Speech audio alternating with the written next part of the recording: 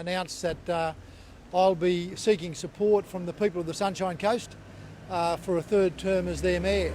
And I look forward to continuing to work as diligently as I can for the citizens of the Sunshine Coast. So I know that there's been some interest from the media about my decision, and I'm just happy to advise you of that today. Why did you decide the last council meeting of the year to make this decision? Oh, well, it doesn't coincide with the last council meeting necessarily. I think it was more to do with finalising our end-of-year report yesterday with the State of the Region address, which obviously dealt with and wrapped up a lot of initiatives for the year. So I thought it was best to get that out of the way before I made a confirmation one way or the other. Obviously it's a big decision, another term. You must feel that there's still work to do. Well, there's a lot of great projects that are well and truly underway, and many that will have great impact on the future of this region, very positive impact. So I'm particularly keen to see those through. The fact is that there are 4 councillors who've indicated they don't intend to run again, 4 senior councillors, and that will ensure that strong leadership is going to be very important. And I think that the people of the Sunshine Coast recognise that whilst they might not always agree with my point of view on things, they recognise that I am a strong leader, and I do what I say I'm going to do, and I'm very particular about delivering on my undertakings. Was it an easy decision? Was it an easy decision to make, or was there some doubt? Oh, look, it's never easy to make a 4-year commitment in your life, and I guess that's always something you consider. And I mean, there are other things that you want to do. This is a 7-day-a-week job very often, many hours of the day, and that obviously limits your time, in other pursuits of your life, whether it's particularly family, but also friends, and so all those things have got to be considered. And I mean, you've got to be sure when you ask for people's support that you are committed, and I'm assuring people that I am very committed to the agenda that I've set from the start, and been prepared to adjust along the way as circumstances have demanded. Why should people vote for you? Well, I think people will trust, as I said earlier, that I'll do what I say I'm going to do. I think long and hard. I do the necessary consultation to understand the community's position on things. I see myself, as I said yesterday, as a servant leader.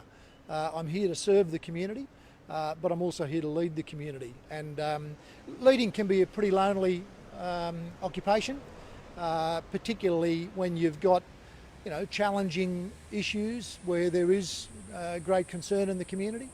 But I think, as I often say to councillors, when we've made a commitment, I find that the community largely gets on side and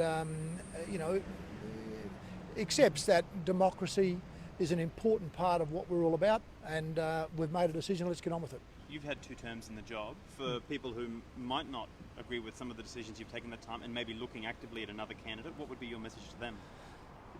Well, look, I think people should be very careful about looking at single issues. I think you've got to look at the broader remit of what I and this council have done.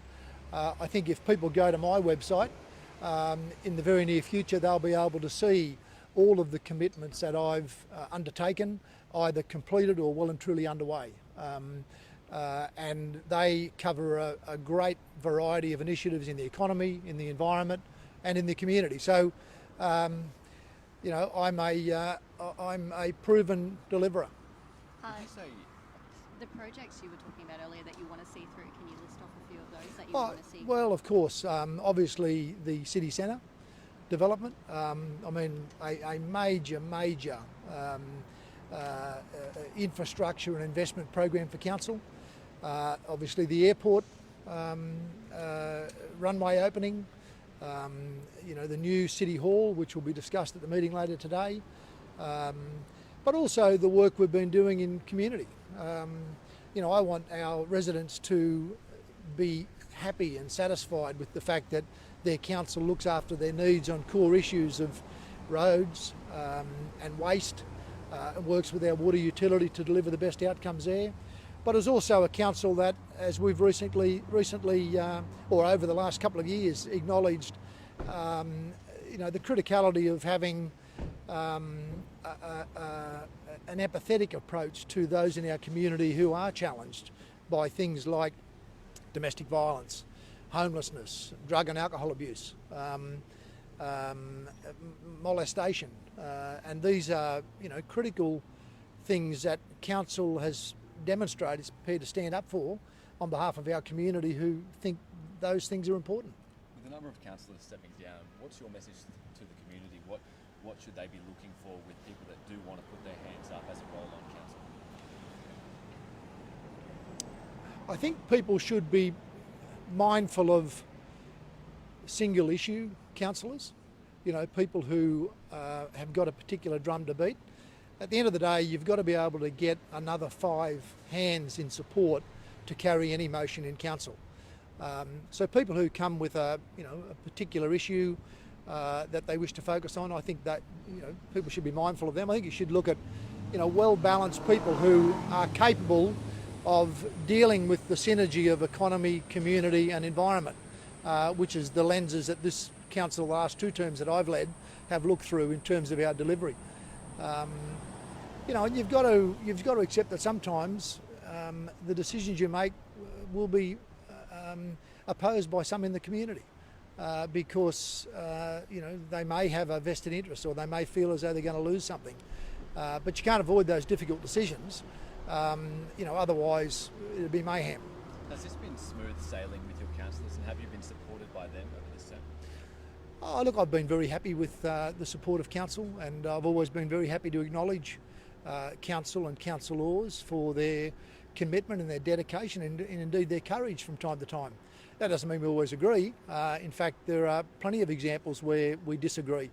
And as Mayor, I've got a responsibility for all 10 divisions across the Sunshine Coast, and I need to be able to demonstrate that as a leader I'm fair and considered around the decisions or advice I give. I'd also encourage people, and particularly the media, you're going to play a much bigger role in this election than perhaps you've played in the past. And I say that because under the new legislation, the donation laws have changed dramatically. There will be much less money around funding campaigns, so people are going to need to rely on the media to get their information, and accuracy around that information is going to be crucial, and not suppressing information is going to be crucial. And the claims that some people will make need to be thoroughly researched. So I'd urge you to do that.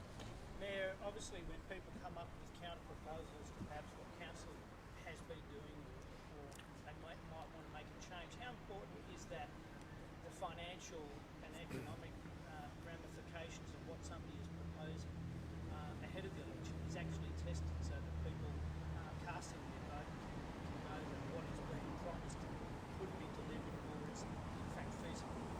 Yeah, well, again, council's got a 10-year plan around capital expenditure. We don't want to, and that's an important piece of work that is, moves with whoever is in the chair at the time. So I'd be, anxious about people thinking they can get elected and just come in and undermine that. All councillors or all people putting themselves up for election need to make a commitment to the entire region first before they start to think about the particular division they're standing in. And that's in the Local Government Act, and that's what they'll need to consider. But I also think we want people who are team players, not group thinkers, so to speak, not people that don't challenge the status quo or have their own ideas. But at the end of the day, as a team, council can get things done. As individuals, we'll get very little done. And this region has had many examples of that. I'd like to think over the last 2 years, the record of our council in delivering what we said we were going to do has been exemplary, and I think the community responds very well to that, and they'll be eager to see that stability, that consistency, that their council is prepared to reach out for big opportunities and not be frightened to take a strong position, because nobody else is going to do it for us. With potentially at least 4 new councillors coming on board, how important is it going to be be able to maintain some continuity, some consistency? Important, not important? Oh no, I think it's very important. Government sector, private sector, any organisation cannot afford to have to go through a sort of a 4-year renewal where everything gets thrown up in the air and we start again. And any councillor who thinks they can make a contribution to the future would be foolish if that was the notion they came with. Because there's so many things in the pipeline already, so much work being done that councillors will need to get their heads around and have a very firm position on. But it would be a disaster, as it would be in the corporate sector, that we stop everything, do a review, waste 12 months and then go back to it. So anyone who's standing for council can be certain that they are going to be working with an organisation that is very well resourced from a capacity and intelligent point of view, and certainly from a financial point of view. We're pushing the boundaries, there's no doubt about that, on major projects, but they're major projects that our community want. People want to see the new international airport completed. They want to see the city centre developed. And those people who are prepared to look beyond a single term of council and over the next decade would be well placed in an organisation like ours. How much did the Olympic bid play in your decision to stay on as mayor? Are you looking forward to the idea of hearing the Sunshine Coast or South East Queensland read out as 2032 and you being one of the faces there? Look, it didn't play a major role in my decision to commit to the people of the Sunshine Coast for another term. Obviously it's important, and I think these are the sorts of things that, again, people look to their leaders to participate in.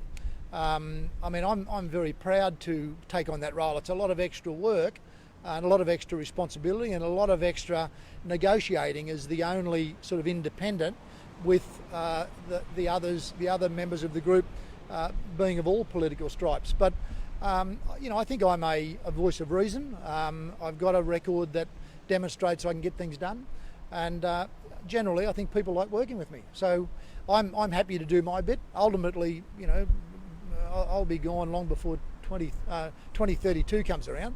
I don't mean that in departing this world, of course. I think I'd like to be still here, but as I've said a few times, I'd like to think those involved now are the shoulders on whom others will stand in the future to deliver the event. Can you comment yet on mayoral candidate Chris Thompson or anyone else that's interested in the top job? Oh, look, there's not much point in me commenting on them. They've got to run their own campaign. If they want to have a go, then that's up to them. I'm not going to be involved in a running commentary about what they may say. But again, I'd urge you as the media to do your research and make sure people aren't flip-flopping from one thing to another when it suits. You've worked with Chris Thompson before. What are your thoughts on him? Well, again, it's not really relevant to what I'm saying today. Chris has put his hat forward. That's democracy. Mayor, obviously, some may see that you've been a bit of a thorn in the side of the state and federal governments because you've been a keen advocate for the region. Are you concerned that perhaps there could be there's the potential for mayoral candidates that may be more likely to toe a party line and perhaps just be a little bit as a subservient type council rather than an advocating council? Yeah. I think it's a very good question, Charles, and again, that's for you guys to really have a look at the connections, political memberships or former political memberships, in finding out what people stand for. So your readers and viewers and listeners are able to make an informed choice. I think the last thing we want is to be beholden to political parties. I really take great pride in my independence, and I know council takes great pride in its independence. We're here every day working in the interests of our community. Whilst we only collect 3% of the total taxation our communities pay, the way in which we invest that on behalf of our community is really important. And certainly all councillors recognise that we have a great responsibility on behalf of our region to ensure that the citizens of this area get a fair go. And you guys will have your own views on that, how that's been in the past. I can only say I think it's improved. There's still a long way to go. And that's why the region needs someone like me who's not afraid to ask the hard questions and indeed build the right relationships where people respect you because they know what you're telling them is the way you feel, heartfelt, and not jumping from one agenda to another. Mayor, can I just ask on a slightly different topic? From the hailstorm a few weeks ago, I asked a question about Yes. the early warning system. Yes. Have you put more thought into it? I know Brisbane pays around $300,000 a year for there. Yes. Is that something that you think is a good thing for the region? Yeah, well, look, we do, and I followed up on your request at the time, and there is an early warning system that is available on the Sunshine Coast. But what's really important is in dealing with disasters generally, there needs to be one point of authority. And for instance, if it's fires, then that's QFIS. And the last thing we need is for a whole lot of disparate messages going out that may or may not be synchronised. But what I've asked is for Kathy Buck to be available and come and talk to you about that. Kathy Buck, our disaster coordinator, just go through some of that detail for you so you can better understand how we get those messages through to the people that might be affected. But you're right. I mean, if people are driving along a road or about to leave home and they get a warning that there's a major hailstorm imminent in their area, that's clearly great advice for people because they would obviously find cover, hopefully, or not go out, as the case might be. I was just going to say, because you may not be expecting a storm, but you get a text message and you decide to not go to the shops that day or whatever it may be. Yep. So do you think it's still something that would have merit for you guys? Oh no, well I think, again, I'd make the point that I'm supportive of providing people with information that helps them protect themselves. I'd urge you to put those questions to Kathy around exactly what is happening at the moment. And if that can be improved upon, then we should look at doing it.